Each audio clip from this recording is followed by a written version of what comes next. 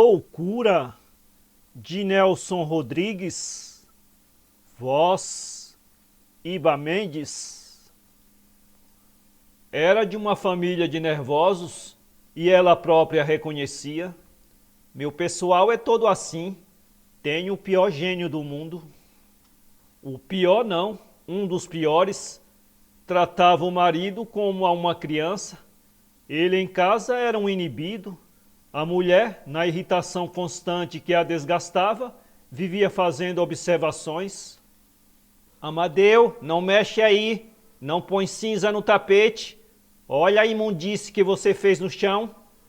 E o pobre do Amadeu, que podia reagir, valorizar a própria condição de marido, era um abnegado e nenhum temperamento mais acomodatício.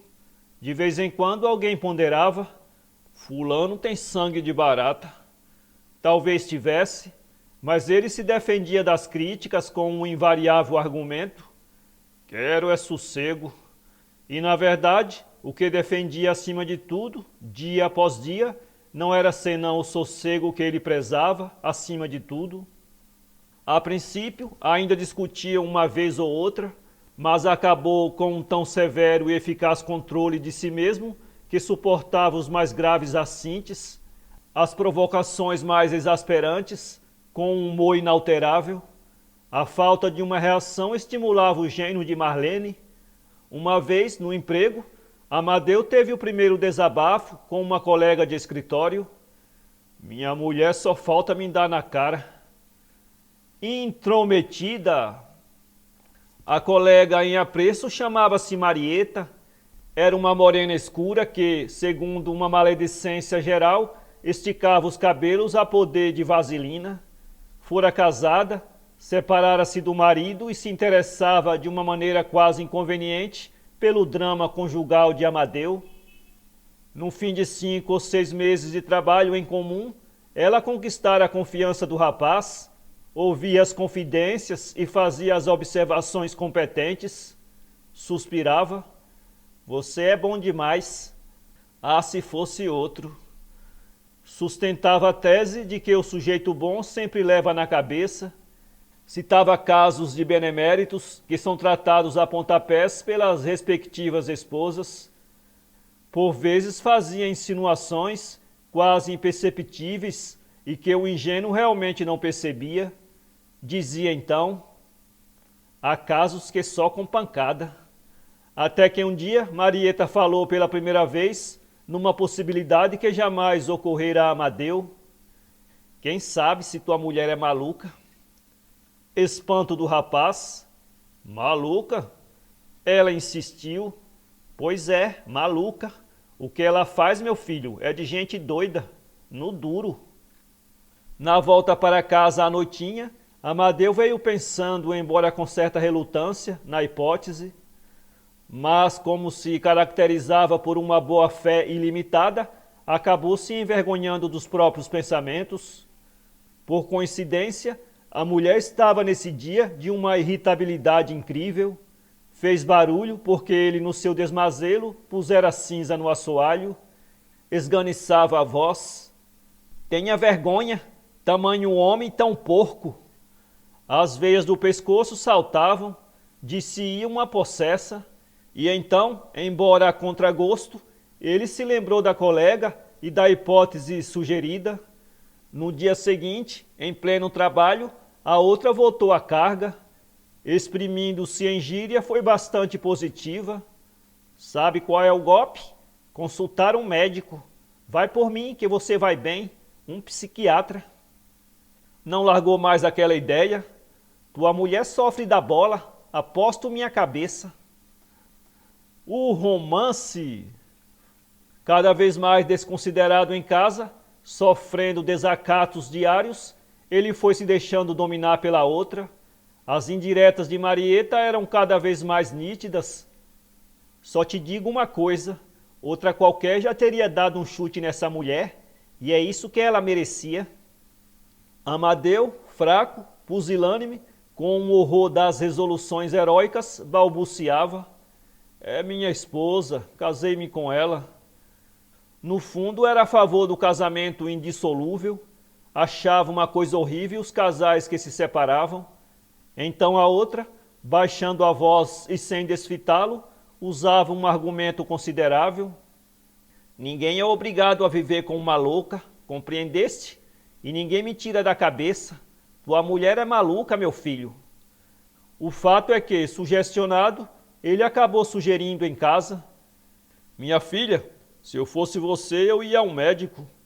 A mulher estacou. Médico de quê? Pigarreou. Médico de nervos, meu anjo. Por que, meu bem, você anda tão alterada? Pela primeira vez, aquela mulher que esbravejava tanto, que fazia a vida de todos um inferno, acusou o primeiro sintoma de pusilanimidade, não soube o que dizer, com um súbito medo, e muito pálida fez a pergunta em voz baixa: você está insinuando o quê, hein, Amadeu? Que história é essa? Exaltou-se de novo. Eu sei o que você está pensando, sei sim, mas desista, Amadeu, desista, porque não vou a médico nenhum. O medo! Mas enfim, tinha medo, desde mocinha, que trazia em si o pavor da loucura. Era um sentimento obstinado que fazia por esquecer. Um dia não resistiu e confessou este pânico a um médico. Ele, com muito tato, a tranquilizou. Isso não tem importância, é próprio da pessoa nervosa. Com o decorrer do tempo, teve suas crises de angústia. Não podia saber de um caso de loucura que não gelasse, apavorada. Perguntava então a si mesma: quando chegará a minha vez? A sugestão do marido caíra em terreno propício. Num instante, pôs-se a pensar mil coisas, numa especulação infinita. Num fim de muitas horas solitária, de ardente meditação, concluiu: ele quer se ver livre de mim. No dia seguinte, pela manhã, antes de escovar os dentes, perguntava com doçura, quase com humildade: você seria capaz de me internar? Que bobagem! Responde, Amadeu, se eu ficasse doida, você me internaria, hein? Ora, Marlene, sou cega. Mas ela, obstinada, numa ideia fixa que a consumia, não sossegou enquanto ele, diante de tamanha angústia, não prometesse. Claro que não, ora essa. E ela? Eu conheço famílias que conservam em casa os parentes doidos. No escritório, Amadeu, impressionadíssimo, contou o episódio a Marieta. Esta pareceu exultar. Não te disse? Batata, nem tem graça. Ele, preocupado, só dizia: fiquei besta. A situação sentimental entre os dois estava mais do que definida. Iam ao cinema, ao teatro, e Marieta não perdia a oportunidade de comentar: ah, se eu fosse tua mulher, se eu morasse contigo. A tragédia! Os dois já consideravam, com tranquila objetividade, a seguinte hipótese: que Marlene enlouquecesse e tivesse de ser internada. Esperavam apenas que os sintomas se tornassem mais nítidos, mais insofismáveis. Por fim, já estavam impacientes, achando que o mal não evoluía tão rapidamente quanto desejavam. E além disso, aconteceu que estava fora de suas cogitações. Marlene se transformava, e para melhor. O medo de enlouquecer a tornava mais tranquila, menos excitada, exercia sobre si mesma um grande controle e fazia um contínuo esforço no sentido de evitar as irritações, os paroxismos. No escritório, Amadeu, decepcionado, desabafava com a morena escura: acho que foi rebate falso. Soltamos foguetes antes da festa. Minha mulher está calma, que só vendo. Marieta, obstinada, insistia: também há loucura mansa, ora essa. E ele, coçando a cabeça: é o diabo, um caso sério. Mas seu alarme cresceu, porque Marlene já se fazia meiga, carinhosa, humilde. Desde que o marido prometera que não a internaria, em hipótese nenhuma, ela se voltava para ele numa atitude de gratidão comovida. E esta ternura, que o rapaz não desejava, tinha o poder de irritá-lo profundamente. Foi assim que, uma noite, sob a sugestão de não sei que demônio, virou-se para a esposa: segurava uma xícara pequena de café e perguntou de repente: "Que é isso?" "Xícara." "Não é xícara, é pires." A mulher atônita, apanhando a xícara, balbuciou: "Pires? Isso é pires? Não é xícara?" "Claro, evidente. Você queria que fosse o quê? Que graça."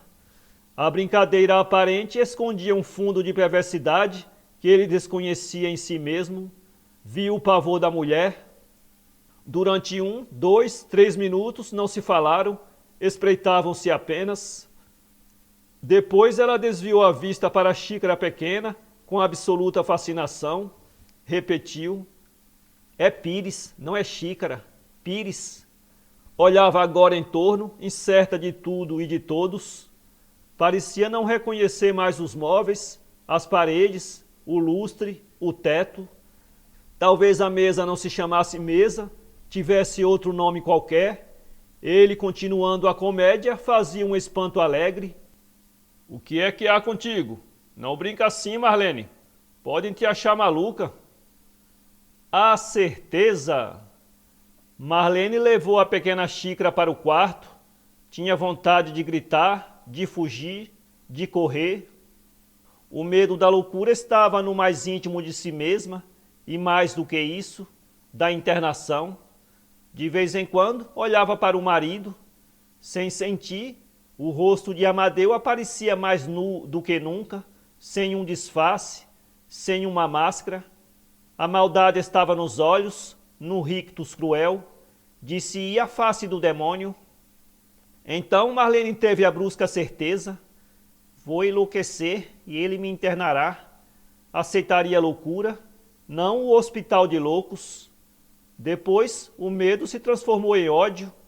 Alta noite, Amadeu estava dormindo, e foi assim que recebeu na altura da carótida um golpe só, medonho.